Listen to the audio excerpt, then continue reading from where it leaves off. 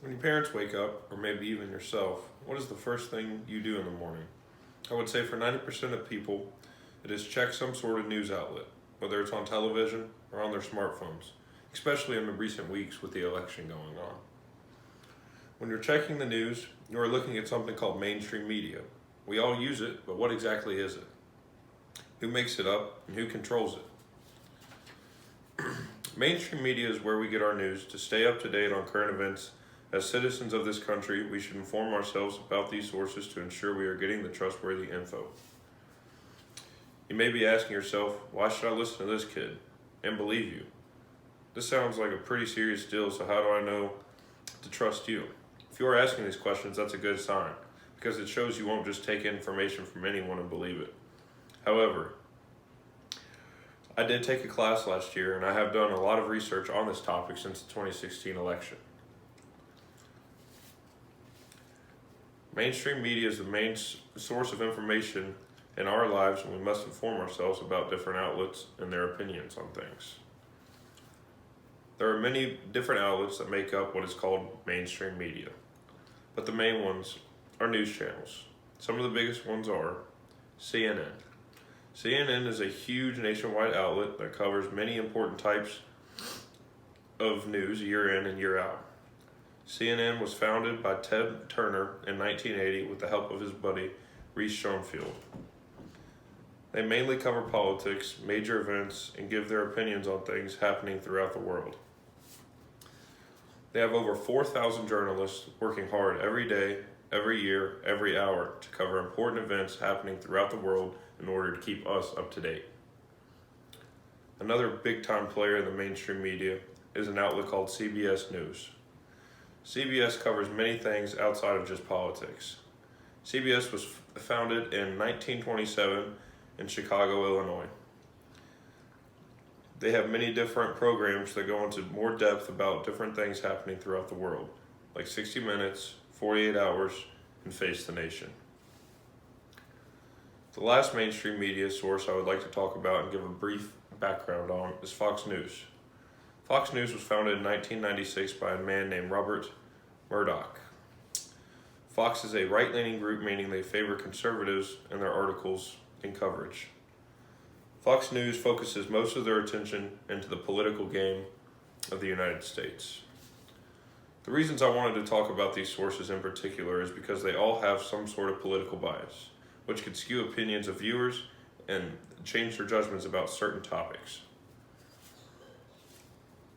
According to a website called allsides.com, which gives political bias ratings to different groups through different surveys and studies that they do, Fox, CNN, and CBS all have media bias, but Fox and CNN are the most well-known sources with the strongest bias.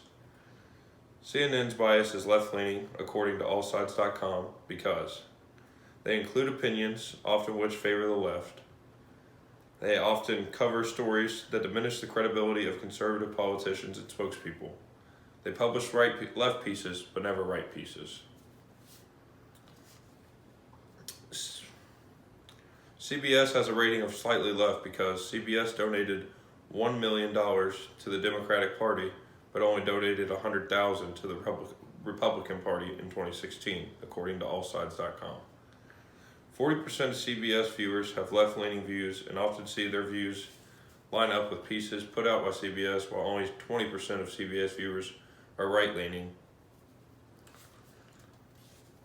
Fox has a rating of right-leaning because their stories often promote ideas of people to the right, but never the left. Over 50% of their audience is conservative and believe that their beliefs oftentimes line up with those people portrayed by Fox.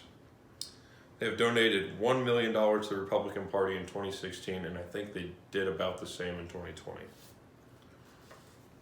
It is very important to note media bias when looking at coverage because these stories and ideas often become skewed, and it changes our opinions, and it's our right and our duty to vote in these elections. And if we're not getting the correct ideas and good information, then it makes it very hard to pick a side.